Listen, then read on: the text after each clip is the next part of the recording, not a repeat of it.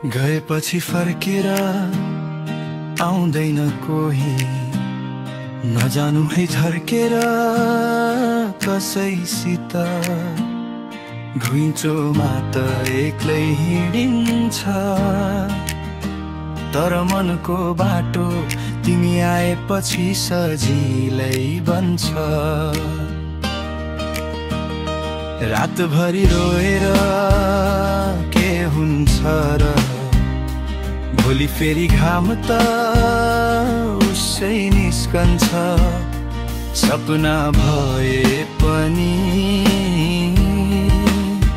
तिमी आएर मनको अँध्यारो भत्कन्छ।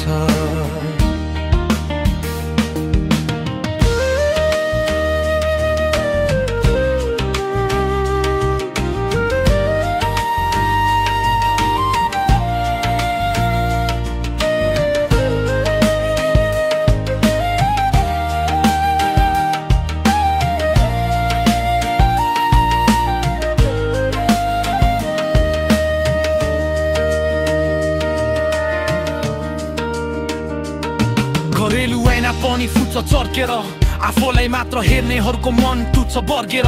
दिनभरि बतुलेका पीडा रातभरि बग्छ दर्केर। जीवन परि कति फनी तर भित्रै मन जल्छ छर्केर। मनुहरू चोखा हुन् दैव भन्दा माथि, तर किन व्यर्थै अर्काको आत्मामा छर्किने पानी। गुण गरेपछि फर्किने हात पारी जति भर्छ। फुल पनि फुल्छ तर काँडा बिचै टल्किन्छ। हाँसी हाँसी लोभ्याउने जिन्दगी देख्दा सजिलो, बाँच्दा कठिन। माथि ढाकिएको त्यो फुलपात आफ्नै घाउ बोकेको छ, भित्रै नचिन। असरुसित रिसाउनेहरूलाई कालो रातले फकाउँछ। छुटे सबै साथीसँग त, तर बाटोले भने साथी रहन्छ। बेनामी चिठीहरू मेचमाथि थुप्रिन्छन् यादको हिसाब। के यस्तो हुन्थ्यो र जीवन, धेरै कुरा त लेखिँदैन बसिन्छ चुपचाप। तीर्थ व्रत गर्दै गर्दा तिर्सना नै बिर्सियो। पञ्चामृत भन्दा त मदिराको माग गहिरो पर्यो। जीवनको गणित जति बुझ्न खोजे पनि उल्झिन्छ। साँचो कुरा भन्न मनले खोजे तर आवाज भित्रै कुडिन्छ। सपना त सपना हो, के जान्दछ कसैको रहस्य। चौतारी झैं थकान बिसाउने, वसन्त झैं मन रङ्ग्याउने अस्तित्व। डढेलोमा जलेको ममन उमङ्गका तो रङ्ग खोज्दै हिँड्छ। इन्द्रधनुष मनमा झरिदेओस् यही आशाले जीवन टिक्दै हिँड्छ। तर कल्पना मात्रै, विपनाले त आफ्नो नियम लेखिसकेको थियो। सबै कुरा उस्तै लाग्छ, तर भित्रैबाट मन चिरिएको थियो।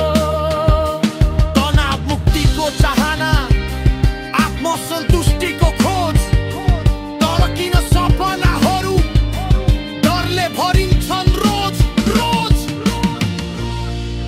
सपनाहरू भयावह किन बन्छन्, किन चिच्याउँछ मन रातभर। किन जीवन कविता जस्तै मिठो र कथा जस्तै कठोर। तर म भन्छु जुनो रात सबैभन्दा कालो, त्यसैको पछि उज्यालो जन्मिन्छ। सपनालाई कोर्ने हात यथार्थको कि घामले फेरि तानिन्छ। गएपछि फर्केर आउँदैन कोही, तर तिमी नफर्किनु मेरो मन छर्केर। घुइँचोमा एक्लै पनि टिकिन्छ, तर तिमी आए जीवन तर जुमा बन्छ फर्केर।